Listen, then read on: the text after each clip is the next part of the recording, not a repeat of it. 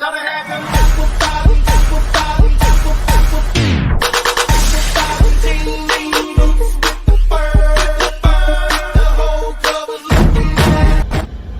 evening, everybody. Hey, this is Phil from Walmart, Right Lane Trucking, coming at you. Hey, I know a lot of people maybe that have been following me are going to see that title and go, he did what? I didn't take the wrong load, okay? But I'm going to put a picture that I took of my trailer today, right next to another trailer. And I've talked about this before, I'm sure, but it's important that you guys understand, no matter what what trucking company you work for, whether that's Walmart or any other major carriers, even our small mom and pop, when you're going into a location to pull a trailer, that you're validating the trailer number that you were assigned and that you're pulling the correct trailer. And I know I've said this before, but I'm going to say it again, and I'm going to put, like I said, up in the corner here, the picture that I took of my trailer. So my trailer, when I got to McCarran this afternoon, was trailer number 314657. What do you think the companies do with their trailer numbers? Do you think they just randomly pick a number and put it on, or do they go in order of when they purchase them? So parts right next door to my trailer is 314658. One number could have made a difference. I could have lined up and then backed up to the wrong trailer, coupled to it, and went to the front gate to depart, only to find out I grabbed the wrong one. So it's so important that you guys are paying attention to the trailers. That way you do not waste time. And in some instances, I know my previous employer, we've had drivers take the wrong trailer, figure it out after driving for 2.5, 3 hours, only to have to turn around and come back 2.5 to 3 hours to drop that trailer and get the other one. Not a good day for them. So don't make that mistake. Pay attention to the trailer numbers. All right, so last night I left. That was my tip for today, I think. I don't think I'm going to leave a tip today. But that was my tip for today. Started it off because of the title. No, I didn't take the wrong trailer. And with Walmart, I shouldn't be able to get out the front gate with the wrong trailer number. That's what security is for. And they validate the trailer number. They validate on the reefers the temperature. They validate the fuel. They validate the seal. The same things I'm validating when I'm doing my pre-trip of the trailer. Validating that the seal matches the paperwork. And they're validating that the seal matches not only the paperwork, but what's in the system. And then they validate does it have more than 3/4 of tank of fuel. And they validate my tractor number with the trailer number that I'm taking. So it's all recorded in the system to show what I'm taking. So I shouldn't be able to get out that front gate. But again, that's a long amount of time. You're going to have to go park that trailer and then recouple to the other one, probably fuel the other one, because you fueled the first one that you took that was in error. So again, don't make the mistakes. All right. So my day started, I left you guys last night. I was in Willows, California. I drove all the way to McCarran. That was 243 miles. And I made one stop in Sacramento, trying to talk to our safety guy, and then continue on. And from there, I got my dispatch, another 3 stores. So I've been just nailing it with 3 stores all week, so that's a good thing. We'll see what tomorrow pulls.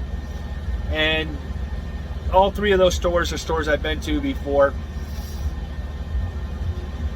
Sorry, I'm at a higher altitude here, 5,000 feet or 5,200 feet in Nyack. Yes, I'm in Nyack again. It's one of my favorite spots. It's not a traditional truck stop, but I have 2 Walmart drivers next to me over on my right, and another Walmart driver off just slightly to my right front, and then there's another Walmart trailer up near the front line where I normally park when I get here earlier or when there's space.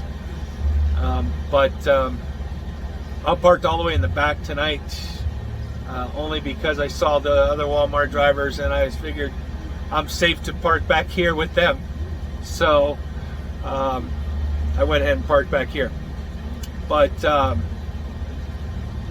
so the first store was in Citrus Heights. Yeah, Citrus Heights. And man, they rocked it. They got me done really fast because they wanted to go to meal.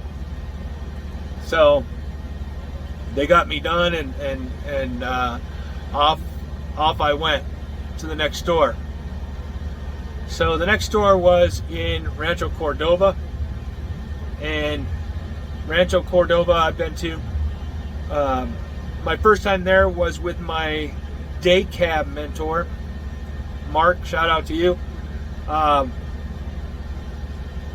And I've been there a couple other times now. Pretty easy store, but today, I don't know what it was. Is there was a gentleman out in the parking lot fetching the carts, but there was carts just scattered all over the parking lot. So at one point, I was making a right turn to head towards the back, and I thought maybe I should get out and move these carts, but I crawled. I went wide, I aimed high in steering, and I went 1-2 miles an hour and checked my mirrors and made it around those carts without striking one of them. No, I do not compete in rodeos. For those of you that do, congratulations. Maybe they'll start them back up again real soon. I don't know. But I know they put a kibosh on them because of COVID for a little while. So maybe they'll start them back up again. But truck rodeos, Google it. It's a very slow event, but it's precision driving at its finest. And some of these guys are just phenomenal drivers. And how close they can get to objects without hitting the object is the goal. So, that was my little rodeo today, going around in that parking lot and not striking one shopping cart. So I was proud of myself for that one. So I got there, and they took a little longer than they needed to, but I got there faster than I expected to, because normally, okay, so anytime I've gone to any stores in like the Citrus Heights, that area, it puts me back on the I-80 Then I catch the Business 80, the Capitol Freeway, to the Business 50, and then go towards like Folsom or whatever. So I was expecting the navigation system to do that to me today. I was in a shock that it didn't route me that way today. It routed me down some of the city streets, which I'm familiar with because I've been up and down them. When I did my training for my previous company, I spent a lot of time in that area. We trained in the West Sac, Rancho Cordova, Mather area, in and out through the city, shifting gears, towing sets through there, and basically that's all we did. I mean, I had to get a lot of driving in order to go to Chicago for the finishing school of our training.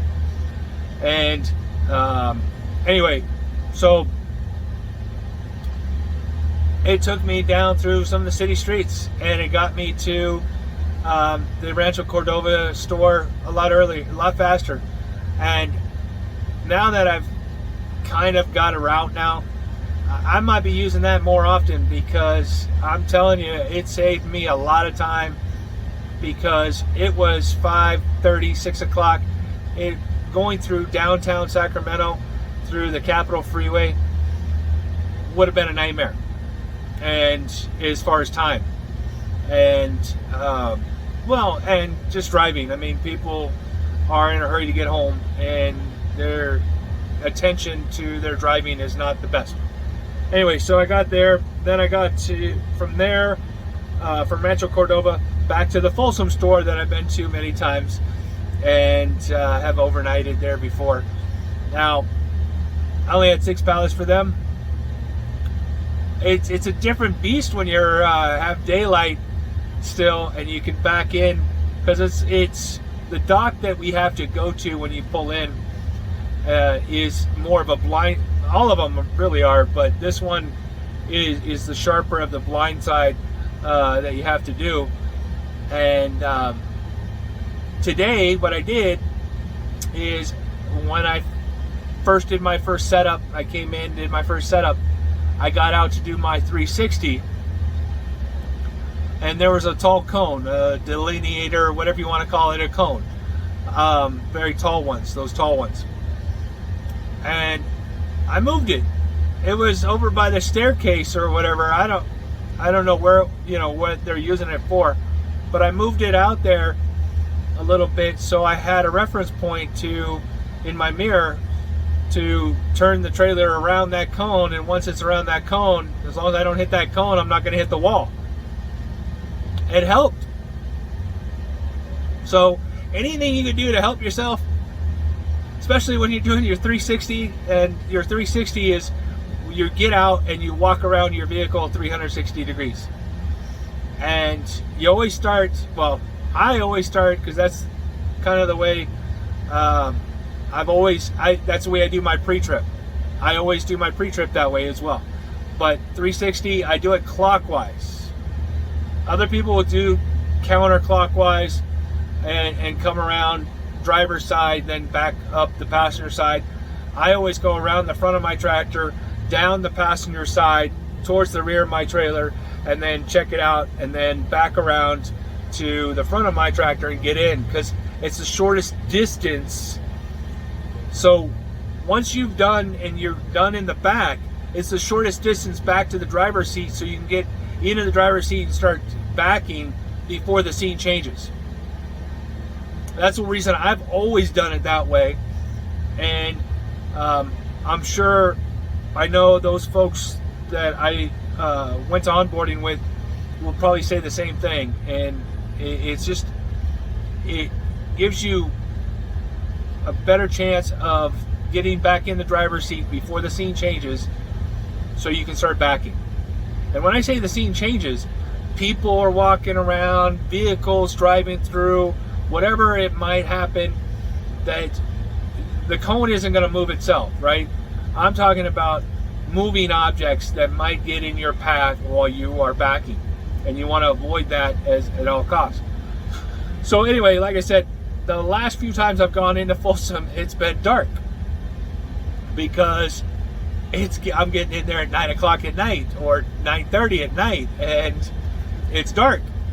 And backing into that dock with that blind side is difficult in the daylight, but then you add the nighttime to it, it makes it even harder because there's limited illumination. I'd say it that way.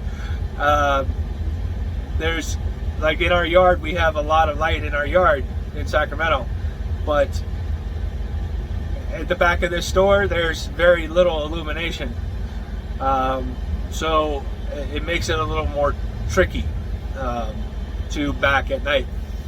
And so I'm looking at the time, 6 pallets, time's a ticking,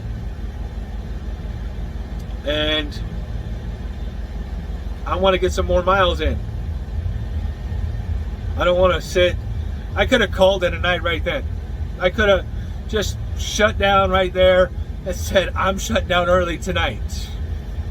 I could have drove to Sac and shut down in Sac. Nope. I drove to Nyack because it gets me closer to the DC that I'm going to tomorrow morning. And instead of having a 3-hour drive from the store or a 2-hour 45-minute drive from Sacramento, or almost 3 hours depending on, if you hit any traffic, I'm 80 miles away, 82 miles away from the DC. So a little over an hour and a half, or right around an hour and a half of drive time, and that gives me more options, and it gives the dispatchers more options as far as where they can send me tomorrow when I come in to McCarran. And the further I get to go, the more miles I get tomorrow on my go home day. So you gotta be smart, and I used it. And once again, I've said this before, the more hours I work as well, if I shut down early every day, I'm only going to get 12, 13 hours a day, maybe, or 12 hours a day. Well, my PTO is governed by how many hours I work,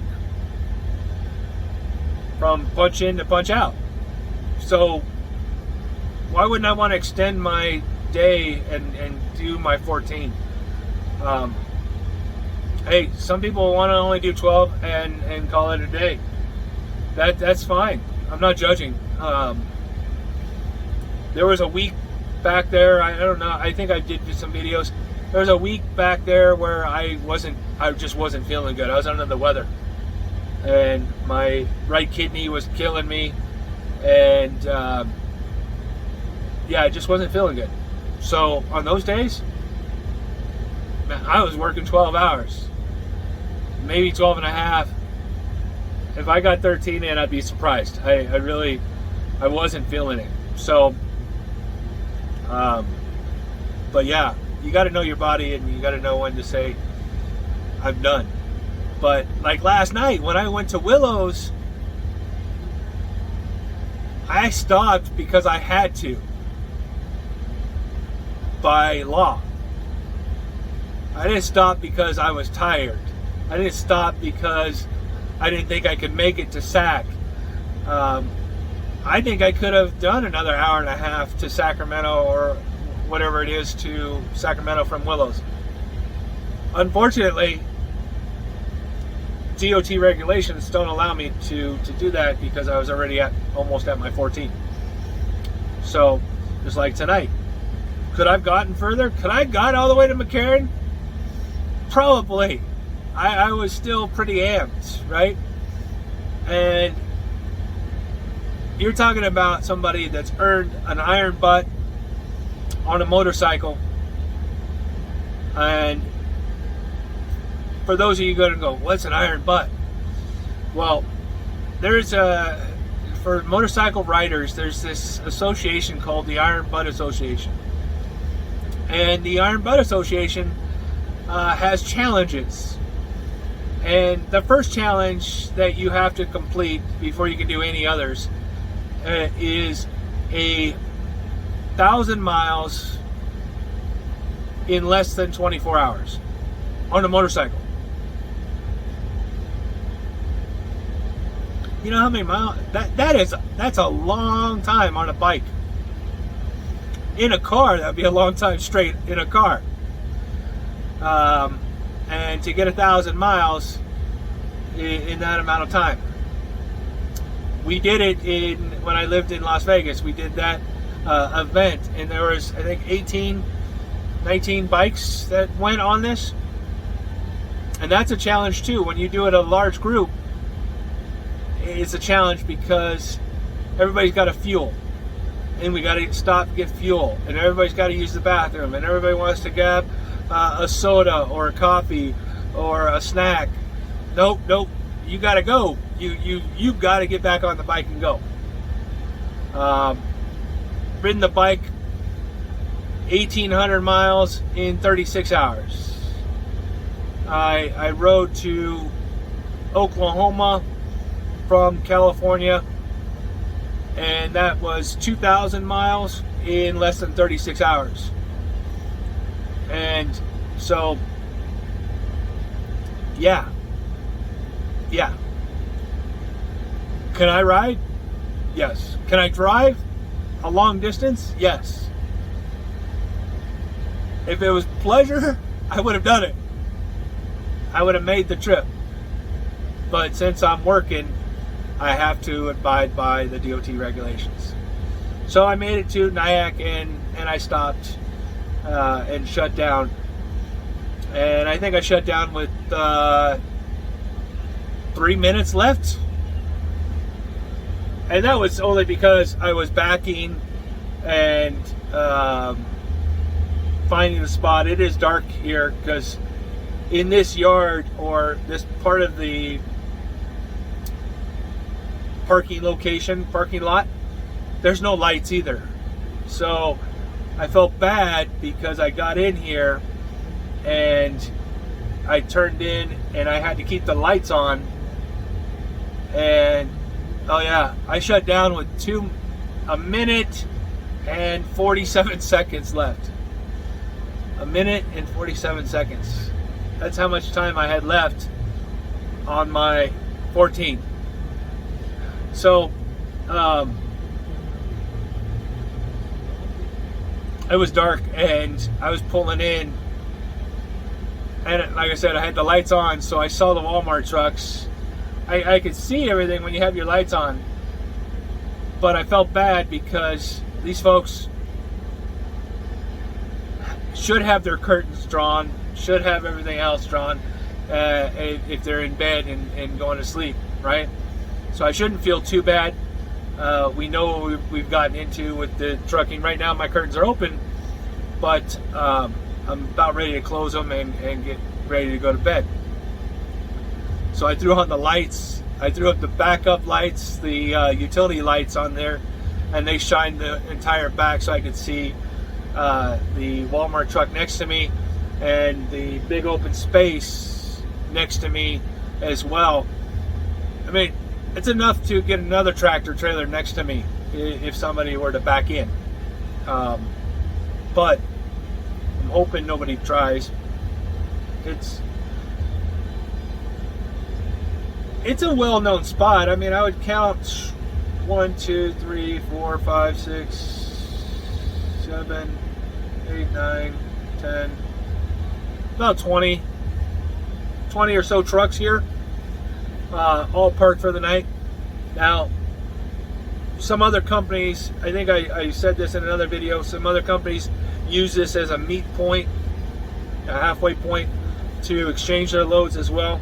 So, especially during the inclement weather, they use it as a meet point, and this will get filled up during the winter.